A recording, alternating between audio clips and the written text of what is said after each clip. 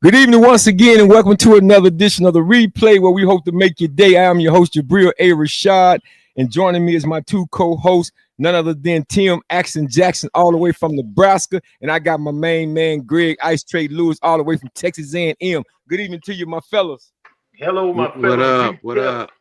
What's happening? minor.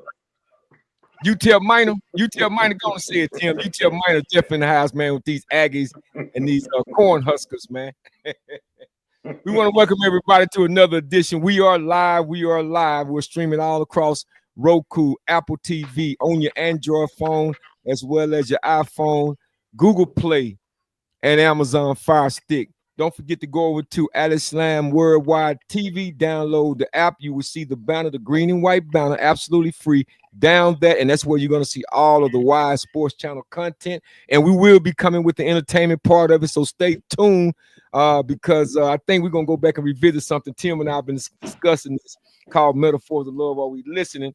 So we may get there because we had an individual to approach us on Saturday and asked us, when we're going to bring that back. So we may do it. I mean, we might just do it. But anyway, guys, we got to talk about this Super Bowl recap. What happened on Sunday evening with the New England Patriots going up against the Seattle Seahawks. And, of course, the NFC West did take care of business, Greg. They defeated the New England Patriots 29-13, and we're here to talk about it right here on the replay. We haven't had a chance to chime in, but we're here tonight to do our thing. So, Greg, I'm going to come to you. The NFC West is the champions this year. So, I'm going to tip my hat to you. And everybody called good money. Sam Donaldson did come through. He didn't mess up the game. He had me a little nervous, because I didn't know whether or not if he was going to choke or smoke. I mean, either way, if he's going to smoke cigars after the game or whatever he was going to do, I don't know. But he came through for the Seattle Seahawks. And the defense, both defenses really played really outstanding, man. They was really, turned up. But, I think Seattle Seahawks, as we saw, offense played a little bit better than New England. So, Greg, what's your take on the game? What did you see? What are your thoughts? Well, the first thing that jumped out to me was Seattle defense didn't have no respect for New England receivers. I mean, they were squatting on routes from day one. I mean, from the first play of the game, And once the defensive line got crunk, and it was a wrap. It was a wrap. Once they couldn't run the ball, New England couldn't run the ball, and they got behind a couple of field goals, and they had to start doing, throwing the ball. Seattle defensive front four just went to work. And Seattle head coach, defensive coordinator, he put a great game plan together, with them blitzes coming from all sides, different sides. And Seattle offensive line, hey man, they did a hell of a job, for the running game, and they just dominated the line of scrimmage on both sides. And New England came out play calling and playing scared to me. It's like they were so conservative that before you know it, they was out the game mentally and physically. So once you get to that point, it was a wrap.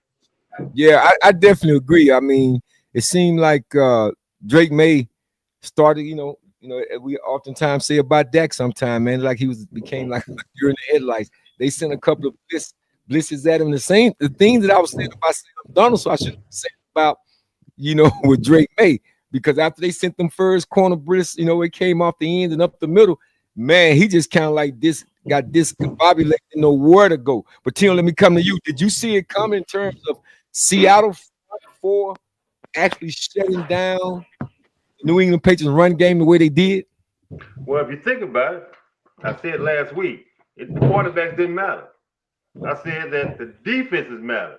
I said Seattle defense was much better than New England, and it would show in that it doesn't matter what the quarterbacks because they weren't going to do much. And neither one did much at all. As a matter of fact, the best thing that Sam Donaldson did is that he didn't turn the ball over.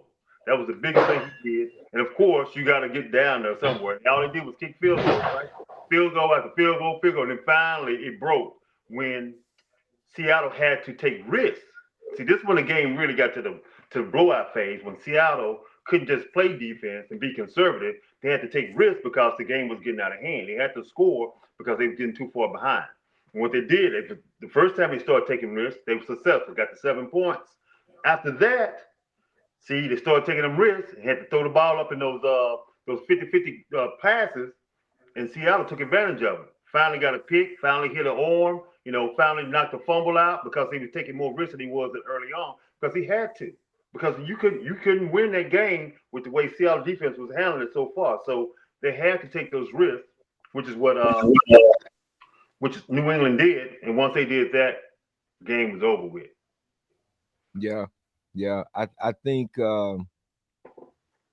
once that run game was definitely missing in action for the Patriots, and you know I didn't think they was gonna run all on Seattle. That wasn't gonna happen. Now with Big Byron Murphy and those guys, man, in the middle of that defense. So I didn't see that happening. But man, for them to dominate at the line of scrimmage the way they did, I was a little bit surprised by that.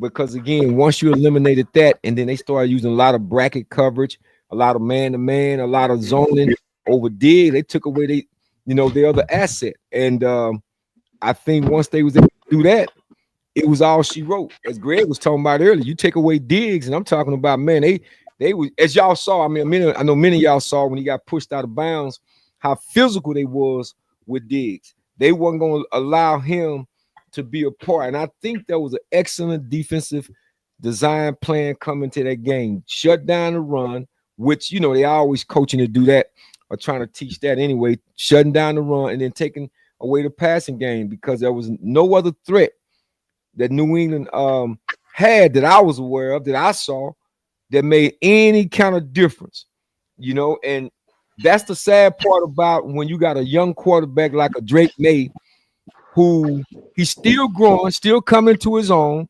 I think he played far exceeding expectations his second year around, because again, this is just his second year. So for him to be able to come out and go to a Super Bowl, these are learning and building blocks. I think he can get better and will get better because I don't think he was reading it the way he should have been reading it. And of course, the pressure that he was getting, man, it was kind of like, I think he was erring on the side of cautions on many plays that I saw. I felt like he was trying to make some throws. He had some good throws that he made over the middle of the field a couple times, but it just wasn't enough. It just wasn't enough. But Greg, I'm gonna ask you from a receiver standpoint. You got Jigba. Let's talk about Jigba, man. Jackson Smith Jigba, hometown fella from Rockwall. When you look at this young man and what he's doing, he led the league, I think, in reception yardage this year.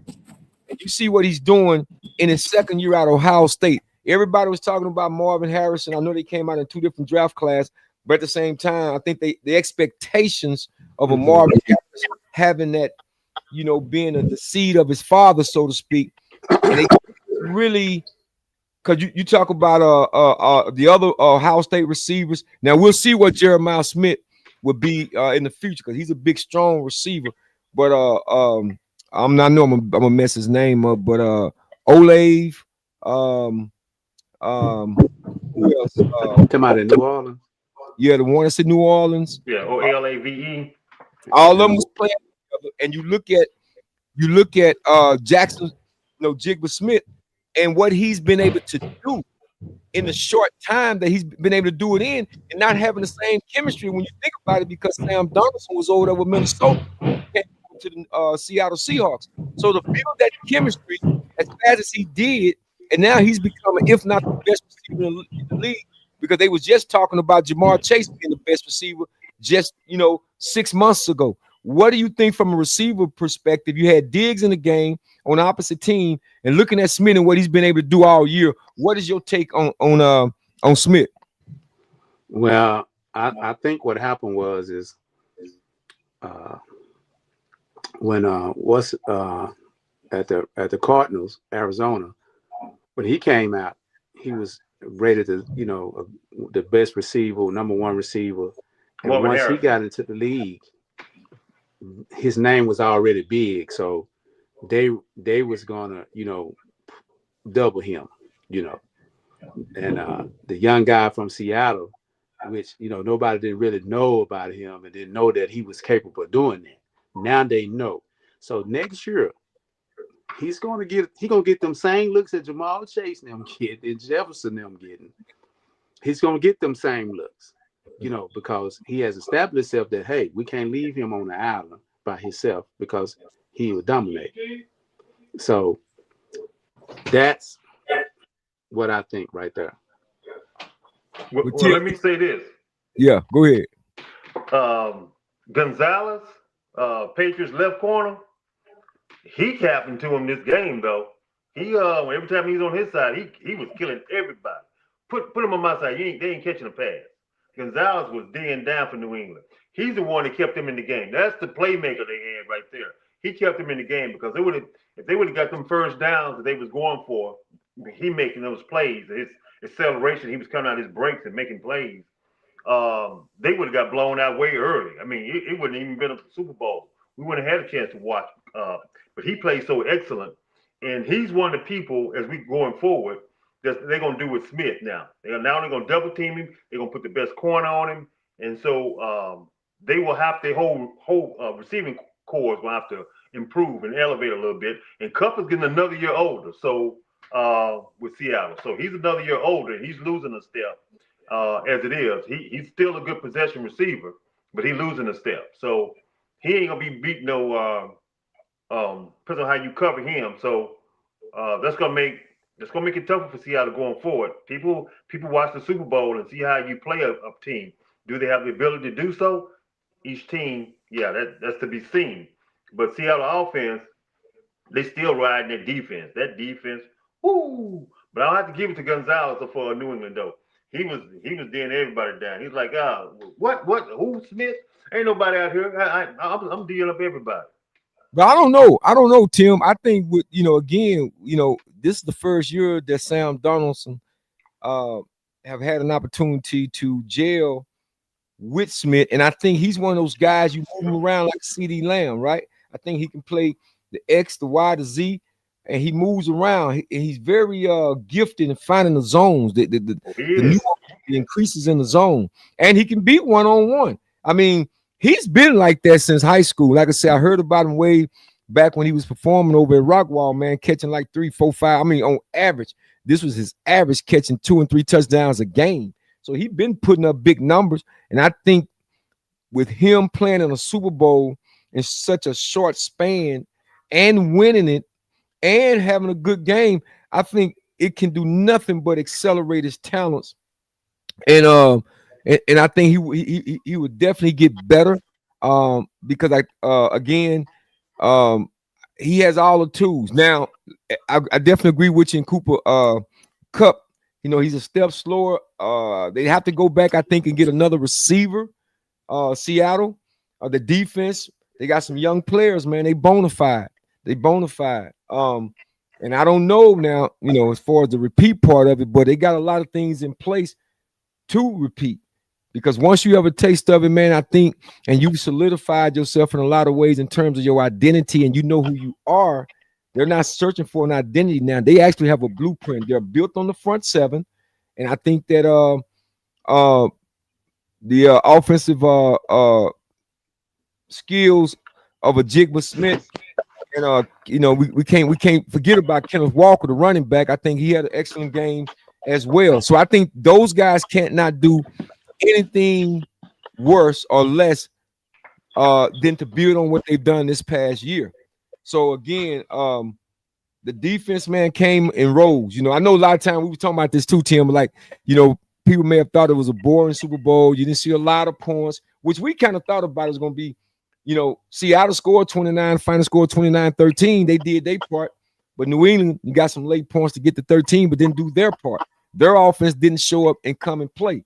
So I enjoy a defensive game. I have no problem with a defensive game. If you're going to play defense, then play defense. Yes, would I like a little bit more scoring? Yes. But at the same time, it's like, look, I think the only thing that was probably missing from this Super Bowl was, I think both quarterbacks wasn't as seasoned. Because it would have been, and what I mean by that is that you take a Tom Brady, for instance, and you wonder, like, okay, even with everything stacked against him, do he find a way? You know, when you've gone through the fire a little bit, when you've seen these defensive formations before, and you know how they're scheming you, how you know who's coming and who's not. You check out of this particular play that you had because you recognize that the safety or the corner is starting to creep over a little bit more. It's the little nuances that I think Drake made, you know, because of his lack of experience, if you will, being in those situations. I think he will grow from that. So that's the only thing I think, in my opinion, my estimation, what I was able to look at. You just kind of hated that they probably could have played a better offensive game had he been able to adjust and make those type of you know, checks and so forth. But that wasn't the case. So big shout out to the Seattle Seahawks, man. They are your Super Bowl champion, Super Bowl 60. They claim it, you know. And now let's segue over here real quick because we got to talk about DeMarcus Lawrence, man. Because DeMarcus Lawrence, I mean, when he left the Dallas Cowboys, he said what he said. He said what he meant and meant what he said. He wasn't going to win a ring with the Dallas Cowboys. Went over there, Tim, Greg, to the Seattle Seahawks, called good money, and had something else to say after he won. Tim, let me come to you.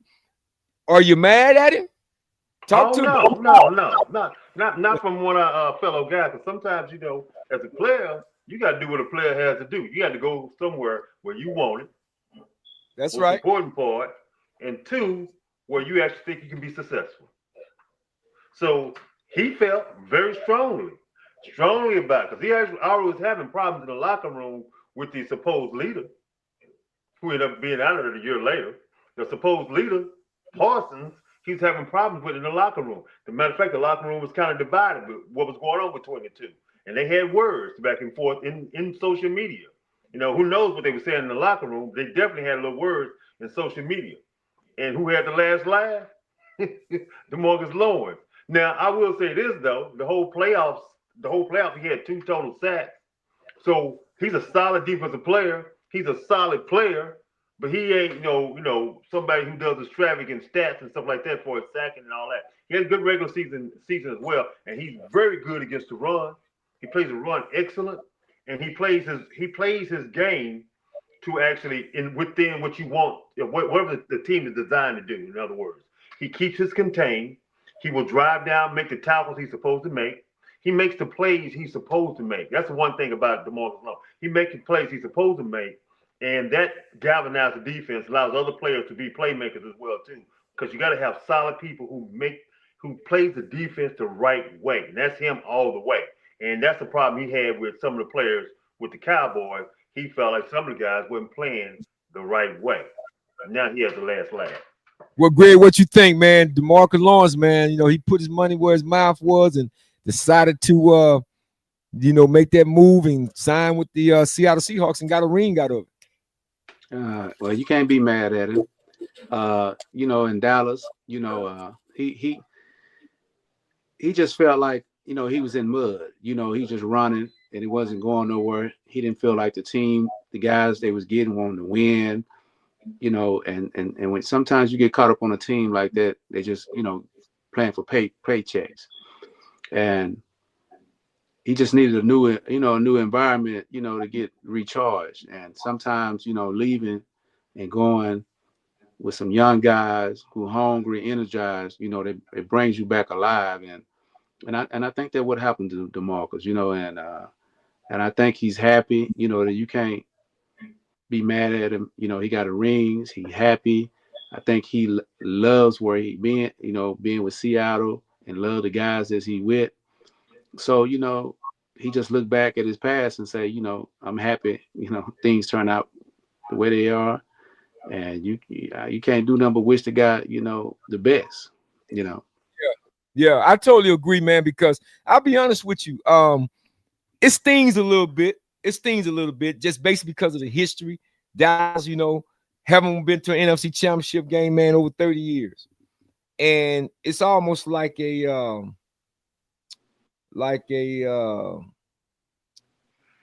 fortune teller, if you will, you know, for him to sit there. And I remember when he said this regarding the Dallas Cowboys, how he felt like he wasn't gonna win a ring. And then you go to a team that actually win a ring. with a quarterback who's really been a journeyman for the most part in the league over a quarterback whom you played with that's making $60 million.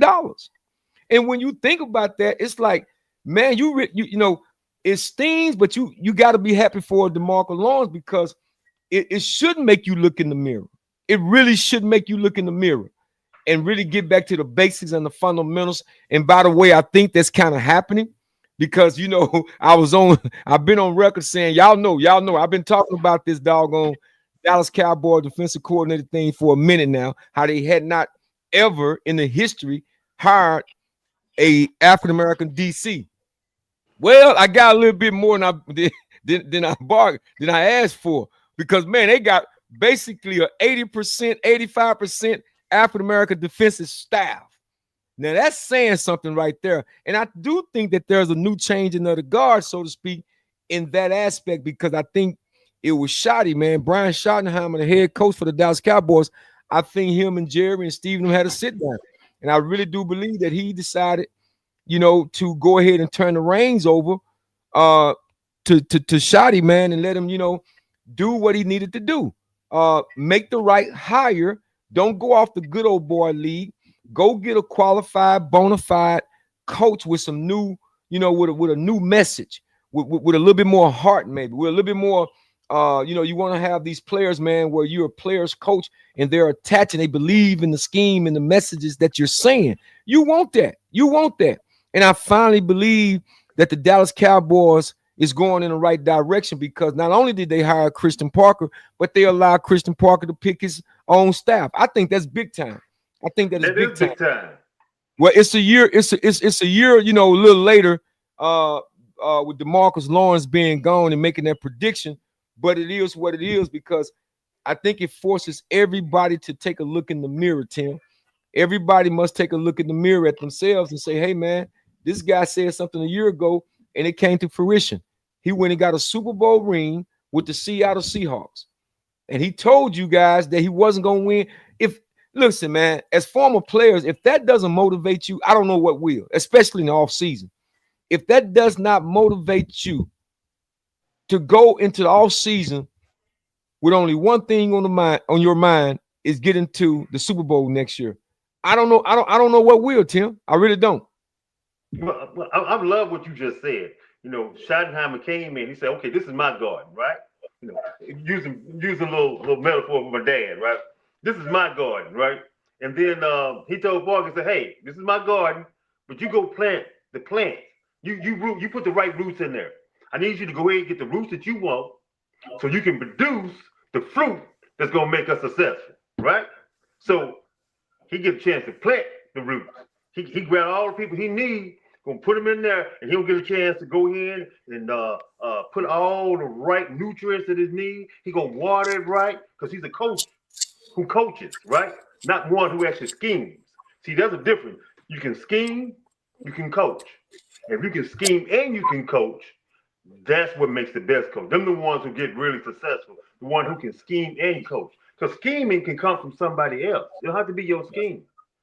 So scheming also has to be with changes as well too. So you reflect on that. But somebody who actually knows how to scheme, but know how to coach to his scheme and coach you guys up to his scheme instead of say, hey, figure it out on your own. This is a scheme, figure it out. If you don't figure it out, then it don't get any better. That was last year with Flabber Ghost. What do you call him, Jabril? Matt even flushed the toilet. That's what I call him. That's what he is. Okay, not Ghost, but he gone. Yeah, it's out of here, man.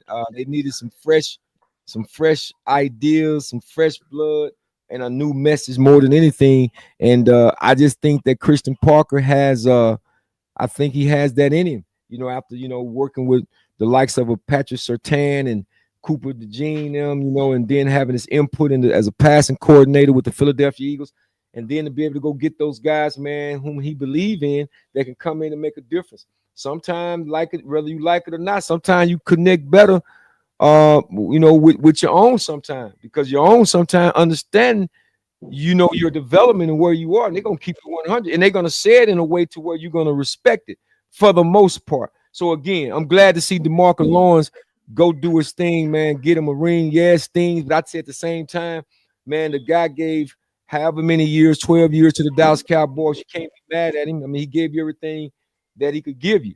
And unfortunately, they could not get it done. And they put the money on the offensive side of the ball a lot of times when they should have put the money on the defensive side of the ball. I'm just hoping, Tim, Greg, that's that they are able to go out and get a safety, move up in the draft. Because if somehow they get a line, whether if it's the kid Sony, the linebacker from Ohio State, and Caleb Downs in the same draft, or you get another linebacker from somewhere else, and you can trade up to get a Caleb Downs, because I don't think he's going to be there when the Cowboys get ready to draft.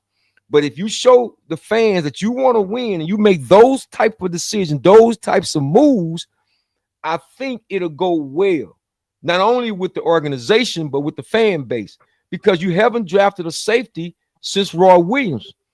So you're going out there getting patched up guys, man, and these guys, I was real high. Let me take that back. I'm not gonna say I was real high on Donovan Wilson, but I did like Donovan Wilson because I believe he was an in the box player. The problem is in the passing game. They don't make enough plays in the passing game, which is one of the reasons why I wanted the Dallas Cowboys to get Fitzpatrick when the Miami Dolphins was having that fire sale several years back, and the Pittsburgh Steelers wound up getting it. I was on the record. I was almost beating on the table. Get that kid. But Dallas didn't get him and decided to go with Malik Hooker, and the rest is history, And I just think now, if there's ever a time where you got to go and get a bona fide safety, that can play, 10 years down the road, now is the time. Dallas used to make those decisions, like when they went and got Thomas Everett back in the day from the Pittsburgh Steelers, when they went and got James Washington from the Los Angeles Rams at the time. They made those kind of decisions. But now I haven't seen them make any kind of splash kind of moves. And I think right now with the front that you have with OC and Kenny Clark and Quentin Williams, I think you're building something. You're building something. And Seattle just showed you how to get it done. Even with New England finishing second place, they showed you how to get it done. And if CJ Stroud would have had any kind of IQ to protect the football, Houston showed you how to get it done. You got to build your defense up. But Greg, I don't know, man. Because we were talking about, I know you had a little technical difficulty a little bit, but we was just talking about DeMarcus Lawrence. I know you spoke on that there, but we was also talking about the Dallas Cowboys and the defensive coordinator that they hired and how he's hiring some African American DCs that the assistant coaches DCs that I was really surprised. I was really looking for an African American DC, but man, God must have really heard my prayer, because he doesn't start hiring all. They got defensive line, linebacker, secondary. So I don't know what you think, man. I know you're gonna stay on the NFC West, but just stay with me in the NFC East right now. We talk. Well, the Cowboys got to get ready for Chocolate City, baby. It's Chocolate City now. What? It's Chocolate City over there with the Cowboys now. They got black people everywhere in the room. But that's good. Now get them guys the opportunity, to coach and get the guys just new blood, new attitude. And I think the guy, he's going to bring a lot of emotion, and hunger to the game. And I think he's going to put some fire under some people's butt, and I really do, Yeah. Well, let me remind everybody, man, who may be watching this broadcast live, because a lot of times we don't really just see who's watching, but we know people are watching it from behind the scene. Whether if you get it tonight or whether if you get it on tomorrow. Just reminding you, this is the replay, and we're on the Wide Sports channel. You can go and download the app. It's absolutely free on Islam Worldwide TV. That's where you will find all of the content that we're going to be doing from now until we say we want to stop. So y'all make sure y'all support us. Again, it's absolutely free. So guys, I want to talk about something that everybody been talking about. They call him Bad Bunny, but I don't know if it was just Bugs Bunny. We talk about the halftime Bad Bunny and the halftime show. I'm gonna come to you first on this, Tim, because man, I don't know. I've heard a lot. Um, I saw the show. I didn't switch over to Kid Rock, anything like that.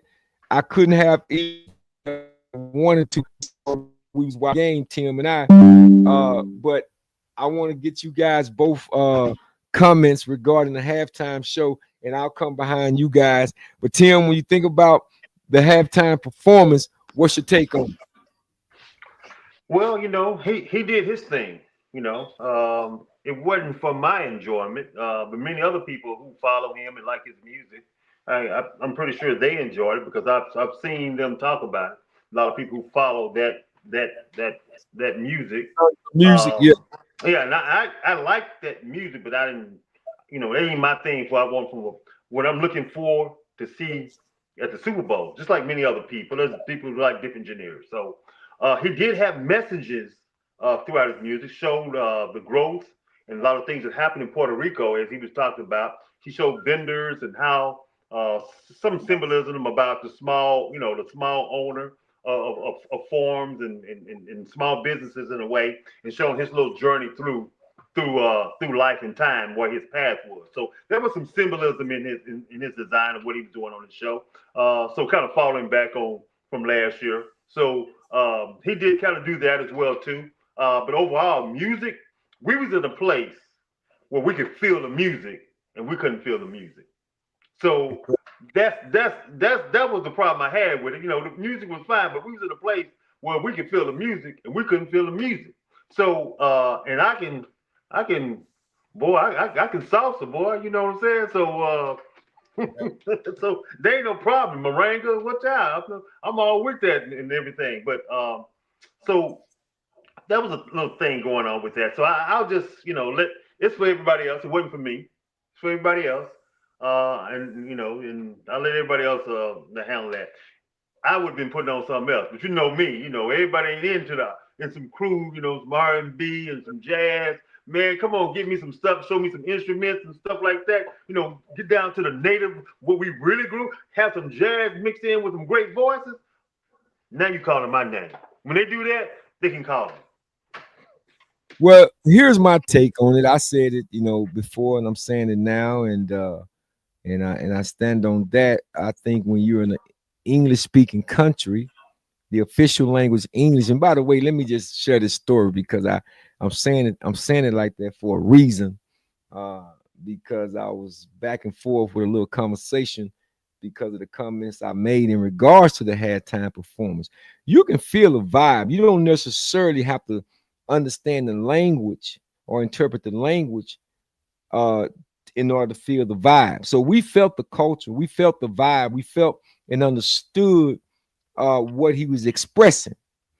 However, my take was be bilingual because if you're talking about being diversity, diversity and all these things about equal opportunity and all this other stuff like that, when you do something and it's only for your culture, then you're not allowing people to engage lyrically speaking because words have they have an impact and can make an impact, and word touches your sensitivities. Words do. So you're able to digest language and digest words.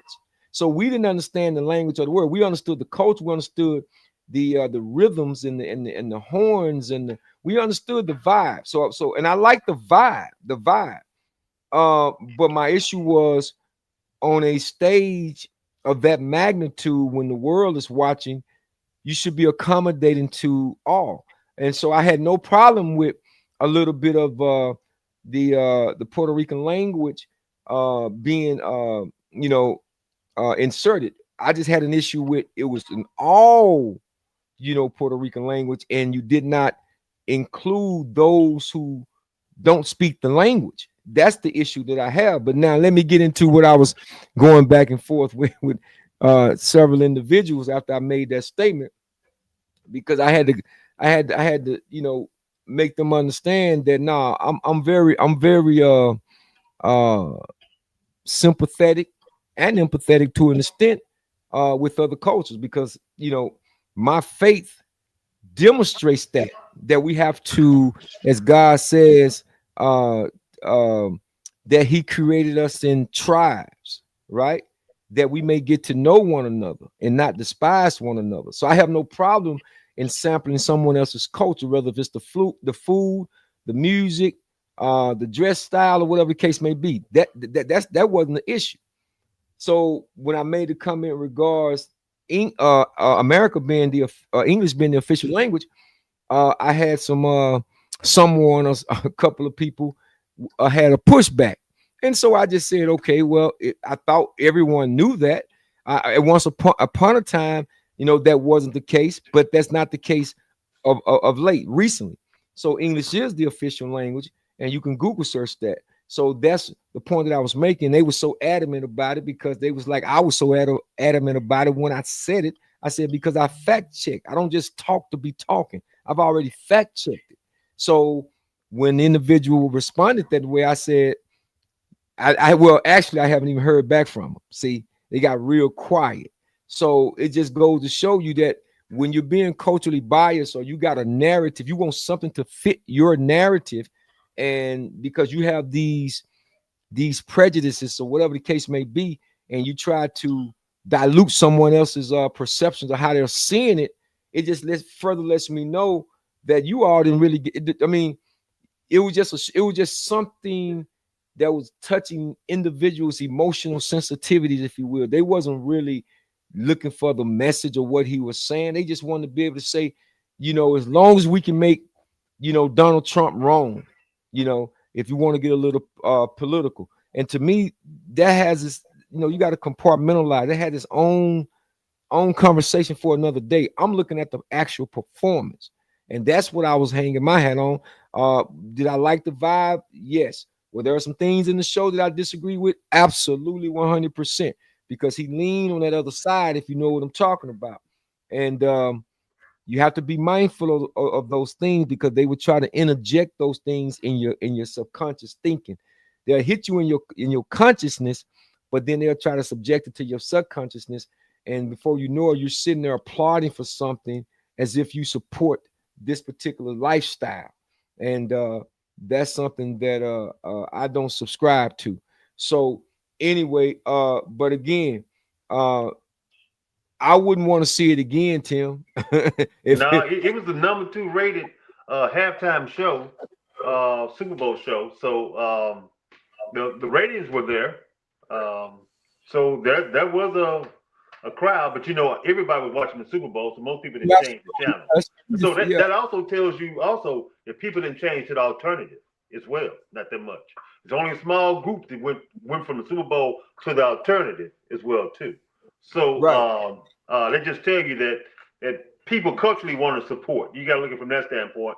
They want to support brown skin with all the drama that's going on in the states and everywhere, and all the things about ICE and all. So people want to, and I got you on the political, but people want to support that because they've seen some of the anguish along with the deaths and stuff like that to support. So it was bigger than some of the other things that actually sometimes people think, and that's what most people are coming from, is that the bigger angle of that energy versus the energy of we've been fighting for a long time is about the law of nature, what you were speaking to, the law of nature. So a lot of times some things actually are going over that at the time, and it actually is not as big as most people's thought process as it truly is, the law of nature.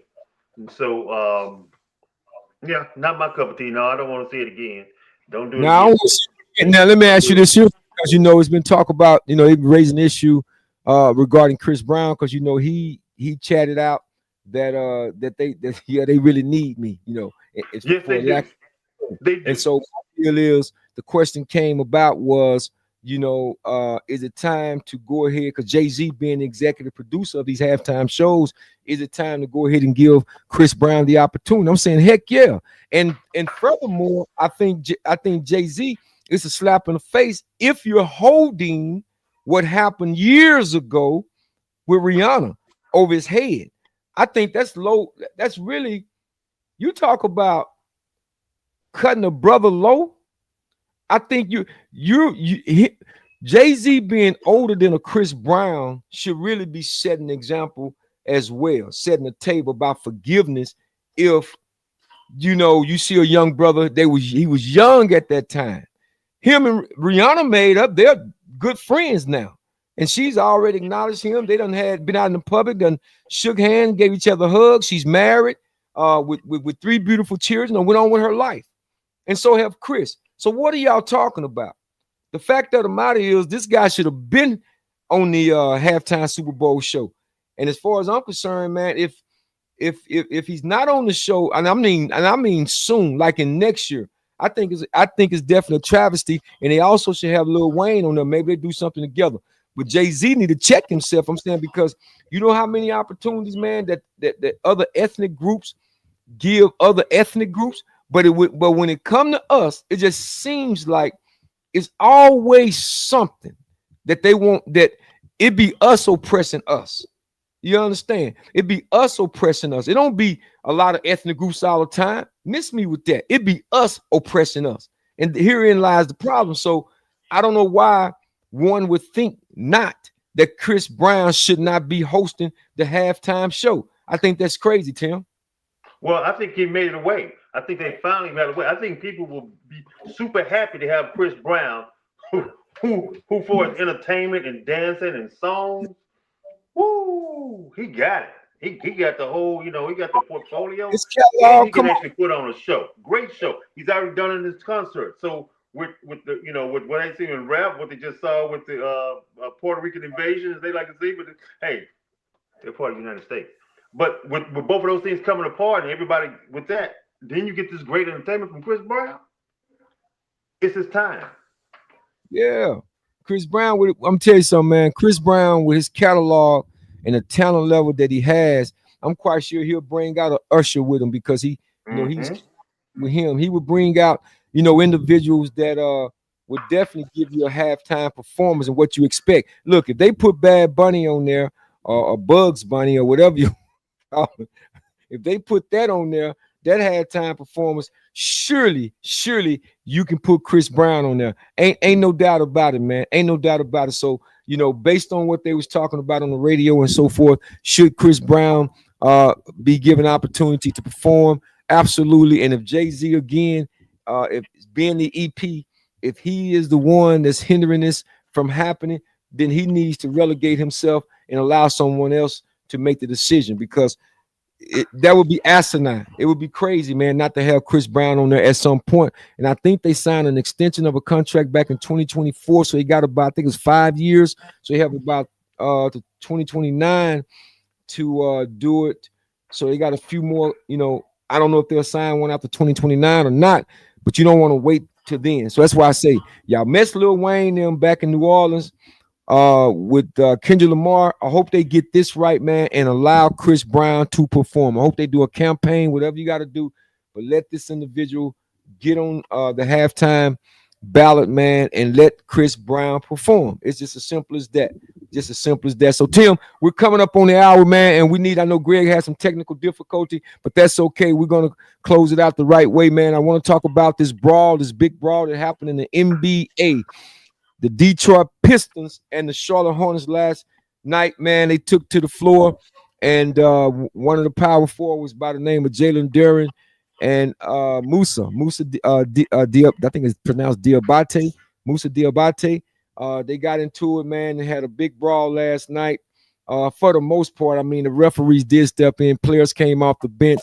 And Isaiah Stewart, Isaiah Stewart was the one that got into the confrontation with LeBron James a few years back, when LeBron, headbutted him, whatever the case may be, or cut his eye open, or whatever the case may be. But man, he came in and got a shot on Mikal Bridges, because Mikal Bridges took a cheap shot at Jalen Duren, and it just everything just ran amok from there. So I mean, I'm questioning, and here's my question, Tim, because when I saw that last night, the NBA, I'm saying, wait a minute now, is the NBA trying to get back to a little bit of, let me give you a little bit of these incidents that's been happening of late, because we had that one with the Detroit Pistons and the Charlotte Hornets, but I didn't know about the other recent altercations.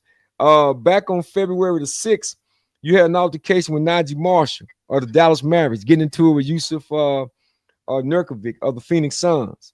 All right, they both had a physical involved in a physical exchange, and Marshall received a 4-game suspension. And they met at near the locker rooms when it was over with. Then you had on February the 8th. This is all in the month of February, right, of 2026.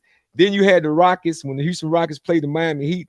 They say that 6 players and the coaches were ejected after A-Man Thompson of the Rockets body slammed Tyler Hero. So they body slammed him. And of course, then you had Luka and him and Dennis Swader, they get into it and receive 3 games suspension. So my question to you, Tim, are we turning a curve? Are we going around the corner? Are we going back a little bit to the way it used to be? You know, because last night BRAWL, man, had me thinking, gave me a little bit of nostalgic. I'm like, wow, you know, are we going backwards? Or what you think? I don't know if you saw that BRAWL or not, but Yeah, man, I feel a little nostalgic, man. yeah, I saw the brawl. You know, Miles Bridges did decide to go in there and sneak a shot in there real quick. He was coming around. He was chasing around, coming around the back. You know, he gonna go get him one. He came around the side, like, yeah. And then your boy, woo, I see, came with him like a missile. But man, man, he I'm didn't gonna tell you, your boy was going quick. He didn't want it. He didn't want. He threw a punch at Jalen Duren, right? He threw a punch at Jalen Duren, missed everything. And Jalen Duren looked at him like, "Come on, boy, you don't want none of this. You don't want none of this." So, so you know, Jalen Duren, you know, got his mug, man, and just like that. You know, you know, he felt disrespected. He felt disrespected, and he chased him down like a little girl chasing a boy that she in love with. Because he just swinging, he can't see. So it did bring up a little nostalgia, but it ain't like it was used to be. No, it ain't like it used to be. They ain't trying to connect, and no, they ain't trying to live in nothing hard. no, they What's haven't. that? It hadn't quite gotten there yet, but I just saw this pattern. I didn't realize after searching, you know, what I was looking at in terms of did they receive the NBA. I know they was reviewing the film or whatever, and if they got any suspensions already handed down or whatever, but that popped up, and I'm like, man, this was just recent. We're talking February the 6th and the 8th when all these altercations came up, and it's not even quite yet NBA All-Star Weekend. So I'm thinking, okay, because normally players start. The intensity starts to pick up after the NBA All-Star Weekend. But like I said, I like it. I like it. You know, they're always talking about it being a soft league and, you know, this is a cotton league and, you know, what have you. But I like to see guys play hard and be physical and let us, you know, let the fans know that you want it. Let the fans know that, you know, I'm not just It means something to you. I'm sorry. I said that it means something to you. Yeah, absolutely. Yeah, That it means yeah. something to you, man. You know, and a lot of times you don't. I think the fans don't feel that because a lot of times you see guys in street clothes. Guys are missing games because they you know they toenail hurt. You know these little mystery type injuries that come up because you don't want to play on a back-to-back night, and then you don't want to play an All-Star Weekend game that's about to come up. Yeah, it turns fans off. So to see something like this, I think it helps the league as opposed of diminishing the league. And I think I like to see more of it, especially when the playoff time, you know, roll around. And we shall see. We shall see. But that brawl, man, I don't know what got into my brother Musa, man. Musa Diabate, man. He was trying to charge. He was like, man, I don't know if somebody put something in his Gatorade or what happened, but he was trying to get at him. Well, And you know, when he pushed his hand, when Duran pushed his hand in his face, he turned into Tasmanian devil. He was chasing that man down. He was trying to run through people. He was like he's on a football field running through tackling dummies. He just chasing them down. Now you made a very good point about all the different reasons why people are getting disconnected, and they really getting disconnected since everybody's tanking. All is tanking. Coaches are having mysterious injuries, and they trading for guys who are already injured so they can tank again. So a lot of coaches are tanking. I mean, a lot of organizations, I should say, because players don't tank. Because every play for them means something. If you don't do that, then usually you ain't gonna be in the league long. So you better play hard while you're in the game. If you don't, you better be a superstar and you in with the management.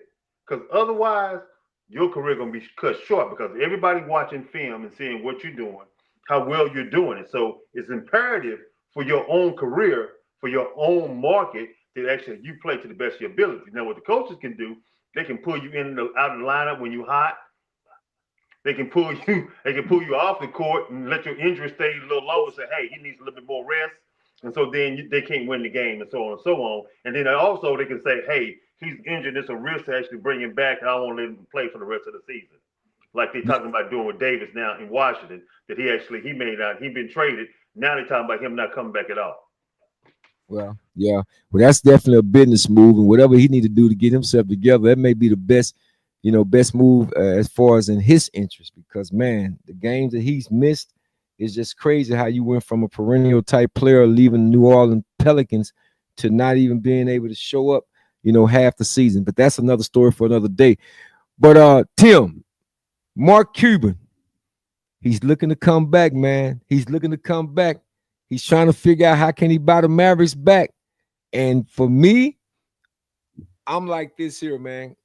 Come on home, man. Come on back. I want to see Mark Cuban out. He should have never left anyway. I know it was a lot of things surrounding the casinos and all this other stuff, but Mark Cuban is the Dallas Mavericks as far as I'm concerned. And I think if he, if somehow the NBA and the owners, demont them, if they, because I don't think basketball is their forte. Maybe they gotten in over their head because they was so focused on the casinos and all this other stuff. And maybe there's some things that's behind the scenes happening that says that they're not going to get the casinos. I mean, who knows? And they don't want to be in the basketball business, so to speak. So if Mark Cuban can buy the Dallas Mavericks back, it's almost like without Mark Cuban, there is no Dallas Mavericks, in my estimation. And then I was talking earlier on DA's post, because I was giving my scenario what it would be like if Mark Cuban was able to bring Luka back, pull something off, maybe give up 3 number ones and Daniel Gafford, I guess. This is my hypothetical. He say, man, leave Luka where he's at. This DA. He say, leave Luka where he's at. But my thing is this, though. Because he's saying, because we know now that that trade is going to hinge on Cooper Flag. No longer AD because he's no longer here. But I'm thinking with all the injuries that the Dallas Mavericks had prior to trading Luka, I'm wondering, had they, made it to the lottery by whatever chance and would have drafted Cooper Flag anyway, right? Got the number 1 pick anyway, right? And we still would have had Luka. Can you imagine? Luka, Kyrie Irving, Cooper Flag, Derek Lively come back fully healthy, and you got I'm gonna say for right now Marvin Bagley. I'm just saying with that lineup going into it next year, and you can bring Matt Christie, and you got Klay Thompson coming off the bench. Even though one of my guys was like, Klay's is over. I'm saying defensively, Not over. It's not over. Defensively, you can say, yeah, he lost a step or two here or there. But as far as sharpshooting, man, you need that because you don't want the defense to collapse on Kyrie Irving and them, when they're driving and penetrating. You want the defense to remain honest. That's why I say I like Klay Thompson out there. But, man, can you imagine? I'm just saying. I mean, it's all right to imagine. Imagine that next year. Say, man, you might as well go and put the name on the trophy. You might as well go and put on trophy. But you say what, though? What you think about, man? You got a lot to unpack in that dream scenario you created. Well, I'm first over here, Klay Thompson. Klay Thompson is better than Peja Stojakovic when the Mavericks won a championship. Okay, Peja was a sharpshooter who was so injured he only could do it for so many games and then he had to rest again. No, Klay can do it any game. So you don't know what game he's gonna really show out, but he can do it any game. His percentage is still over 38%. So that's what you're looking for. Somebody 38%, you happy to get a 38% shooter. So, and that's not even his best. So he started off a little bit lower than 38. So he's been rising up. He's probably been shooting at a 40% clip lately as he started to roll. And he may get there as the season keep on progressing. Depends on how much he plays and what's going on with the team. But that's what you want next year. And you think about this. They wouldn't really have to trade for Luka because Luka's contract is coming up. He has to sign an extension. If he don't sign an extension, after next year, he'll be a free agent. So that's up to him. If he don't sign an extension this summer, his contract is up the following year. He's a free agent, and we got all kind of cap room. We can just bring him back from on money. We ain't got to trade nothing away. Now we will have to get rid of some people for the money wise, but we'll trade away some players and keep the players we want to fit him in on salary. So if Cuban come back in a year, we could do that. And the whole key is that Cuban can't come back to the Cuban he was before he left, though. Cuban at the left was he's a money miser at the end of his career. At the end of it, he need to come back with somebody with money that's with him. Then he won't be such a money miser that he was, because he starts to sabotage what was going on. He didn't end Dirk's years right. You know what I'm saying? Let me stop my brother Curtis Blow Matlock, man. He said that's not going to happen. Blow, can we get some kind of luck over here, man? Can we get something going on our side? You understand? Can we finally get something going outside? I don't know if it's going to happen or not, but I like what Tim is saying, because I've raised that issue also. Luka haven't signed no extension. And I think if it's anybody that can get him back here, it will be Mark Cuban. True. No doubt about it. Along, of course, Dirk Nowitzki talking behind the scenes as well. And I think that it will happen. I really believe that Luka would I think if that extension is not signed, man, I think by the summer or going into next year, I got Luka coming back. I just hope that they got the patience enough to keep what they have, the rest of their nucleus together, because they have a really great team in the making. Really have a great team in the making. So, we gonna see, man. I'm not gonna listen to Blow, man, because Blow ain't gonna give us no love in football, and I don't know how he missing us in basketball. Blow, he shoot a little basketball, a little dirt ball. We play in the back in the dirt and all that. He'll shoot a little basketball too. But no, I think that it can happen, man. If Mark Cuban is back, running things with this organization, and I look forward, because they're gonna talk about it. They're gonna certainly talk about it. So let's stay tuned and see, man. I was just glad to hear the news when it came out that Mark Cuban was even interested in trying to buy the Dallas Mavericks back. And usually where there's smoke, there's fire. So that can certainly happen. We hope that it happens, and I'm looking forward to it if it does. So Tim, we got to get ready to close this show out, man. But like I said, I want to make sure that everybody go over to Alex Lund Worldwide TV, download the app. It's absolutely free. Once again, this is the Wise Sports Channel, and we're streaming on Roku, Apple TV, Google Play, all across direct engagement in the U.S. as well as over 120 countries. We're trying to continue to do it big. We continue to grow the channel, and we're going to be getting sponsors and so forth. And we got a lot of stuff coming up I'll be mentioning. And Blow, since you on here, I think we're going to, man, do this Metaphors of Love. Me and Tim was out on Saturday, man, ran into a lady who loved the show and was wondering if we was going to ever come back to it. To our surprise, I said, you just never know who's listening to you. So I thought I'd bring it and do the show again, because I've heard a couple of relationships that went bad. Bad. When I say bad, Tim, when I say bad, Blow, went bad. So I said I'm not gonna mention no names. I cannot mention any names, but I say, we need to help the sisters out. We need to help the sisters out. We need to help the brothers out. This is what we do. We are a sports show, but we're also an entertainment show as well. So I know Love Day is coming up for those who participate in that, but I think we're gonna do that, and I'm gonna get a panel. But we'll see. So we're running short on time, but again, I want to get these shots out, man. Tim, who you shouting out this week? Well, I'm shouting out my son. This is his birthday in 2 days, man. So absolutely, shouts to nephew Timothy, man. Yeah, so two gonna be he come up there. He is making me so proud. He's just excellent student, and just been a top graded student in his grade at the school. So I'm so proud of him, man. So yeah, that's my shout out. Well, I'm gonna shout out my daughter, man. She turned 27 today, man. Shout out to Aaliyah Supreme Star, my one and only daughter. I love you dearly. I'm very proud of you, man. She teaches special needs children, BISD. Got a degree as well as a master. I can't say enough about her. Just a great person, human being, and even a better daughter. And also, I want to shout out, Big Byron Murphy and all those guys, all them guys, man, from DFW won the Super Bowl. Big shout out to the Seattle Seahawks, bringing it home. Miss Brenda Murphy, you represented your grandson really, really well. You look good holding it. I want to shout you out as well. So, I think that's everybody, man. I want to shout out. I think I got it in. But anyway, that's going to conclude another episode of the replay. We hope that you stay today. Y'all stay tuned. Again, we'll be doing uploads weekly, and we're live Tuesday evening, More than likely, we're going to go live next Tuesday on TikTok. And I will be coming back to a special edition of Metaphors of Love, Always Listening, where we're going to be able to provide some really good information, break down the metaphors of these songs. Y'all stay tuned for that too. So, appreciate y'all coming on. Tell a friend that we're on.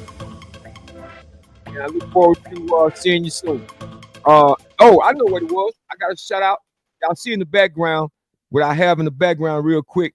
That picture you see in the background. Shout out to those who are observing African American History Month, to our ancestors and so forth, those who paved the way, those great men and women. I want to shout them all out. Every last one of them, even the names that we don't know about. This is African American History Month. So again, I want to thank y'all for coming on. Tim, thank you, my brother. To Greg. Greg was on with us earlier. I know he had some technical difficulties, so shout out, Greg. And we're going to see you guys soon. This is the replay. God bless. And as always, be wise. Be blessed and stay wise.